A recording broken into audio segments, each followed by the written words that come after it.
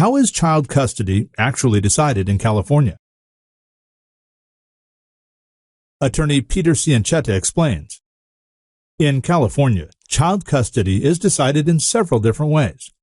The parents can come to an agreement and set up a custody schedule based on that agreement. If they can't agree, then they can file a request for the order. In Sacramento County, they would be sent to Family Court Services mediation. If the parties wanted to go to private party mediation, then they would do so with a privately paid, licensed mental health professional who has met the requirements for certification in Sacramento County. Family Court Services mediation takes place at the Sacramento County Courthouse. For the most part, all of the counties around Sacramento are very similar, but they do have their own courts. Mediation typically takes an hour to an hour and a half and is meant to assist parties in reaching an agreement. If the children are young, then they will have to be checked in with the daycare at the courthouse. If the children are teenagers, then they will be able to wait in the lobby. If the mediator deems it necessary to speak to the children, then the mediator will do so. Mediators don't typically need to speak with the children unless an agreement is unable to be reached.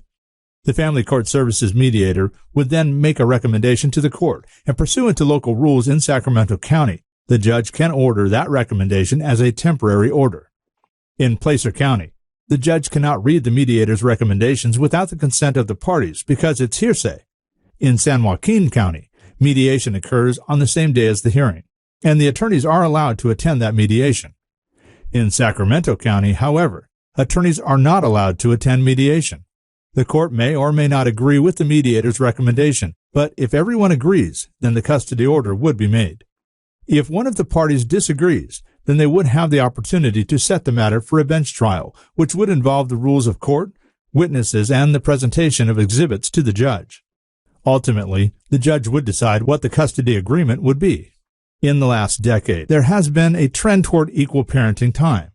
This usually works well, unless one of the parents works out of town or works extensive hours. If either parent isn't able to help the child move along in life by ensuring that they make it to school on time and maintain good grades, then an equal parenting plan might not be the best option. These are some of the factors that determine custody. Make a quick call to Cianchetta and Associates in California for a case evaluation and analysis today. Cianchetta and Associates is concentric upon personalized legal representation without compromising quality.